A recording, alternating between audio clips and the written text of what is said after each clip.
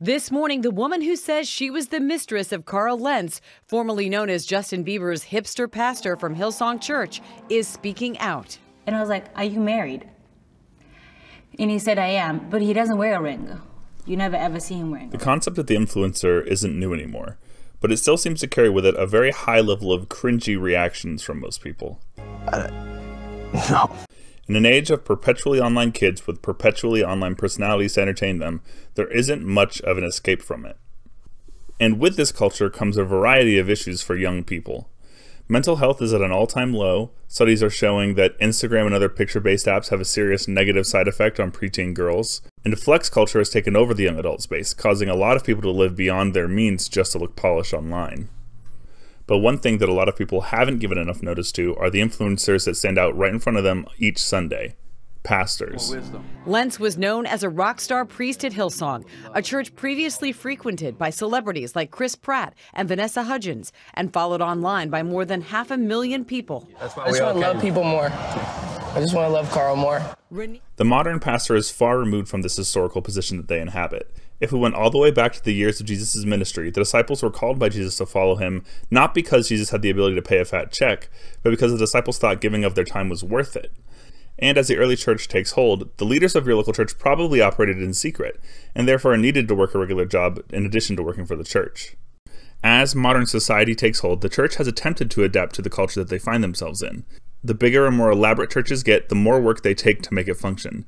Big churches can have hundreds of staff, payrolls in the multiple of millions of dollars, and in some ways, the churches conform to typical business plans. We need CEOs, CFOs, COOs in order to keep everything running smoothly, yet for the average person coming in off the street, they see none of this. They just want to go to a church somewhere that they feel comfortable.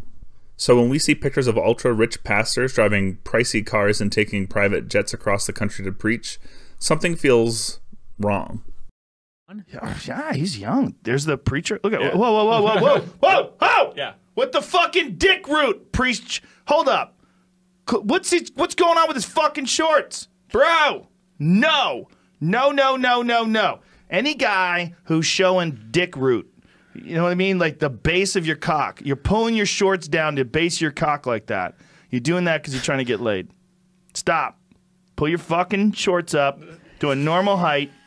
Those things should be 5 inches higher. I know what you're doing. But the culture we find ourselves in demand that these people exist. If there are celebrities that are religious, well, surely just like in everything else they do, they must practice their religion in a way that's far more ornate and opulent than any of us regular people, right? After all, there are super car companies and $100,000 watches for the super wealthy. Why not let them have their own super wealthy pastor? So if you come into our church, we already win because I look just like you. I have regular stuff on. You have Rick Owens on. We talked about this. But the role of influencer is to try to subvert typical advertising, become a brand in and of themselves that reveals their partners to us in an attempt to get us to buy into whatever they're selling based on their lifestyle. The influencer is someone that markets their ability to make themselves look as good, as wealthy, and as desirable as possible, so much so that we demand the ability to partake in their backing brands along with them. And this is what makes me so uncomfortable about the influencer pastor. They're spending all this money, flexing all these possessions, and hoping to sell us on something, but what exactly are they selling? And further, the typical influencer as a job doesn't actually produce anything. They may make content, but they mostly get paid to make appearances and go to places to set a quote-unquote vibe or to end an air of legitimacy to a random corporate function. Similarly, these watered-down, fashion-focused pastors barely do anything pastor-adjacent. They just show up places, or they show up with people, wearing outfits that cost more than my car. It's gross. Realistically, I don't believe that God is represented in $1,000 clothes and designer handbags. Fancy cars and multi-million mega mansions don't represent the God that these pastors pretend to promote. Instead, they're just promoting themselves, like every other trashy influencer. Pastors are not superheroes. The average lead pastor makes less than $100,000, with the average staff pastor probably making less than $70,000. And if you're not in a major city, you're absolutely not getting anywhere near that much. These people are working a high-stress job with a higher chance of being unhealthy and having mental health issues, having marital problems, and even sometimes committing suicide. We should be able to hold our faith leaders up to a higher standard. That doesn't mean taking a vow of poverty, necessarily, but it does mean that we need to make these celebrity pastors and faith influencers uncomfortable. If what Jesus said was true, humility, poverty, and kindness are the traits of a follower of God, not pride, wealth, and ruthless individualism.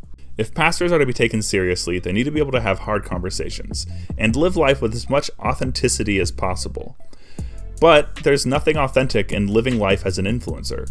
And that to me alone is enough to prove that these influencer pastors are not only not real pastors, but I barely even think they could be classified as real Christians. But that's all for now, guys. Subscribe for more videos coming soon, and I love you all.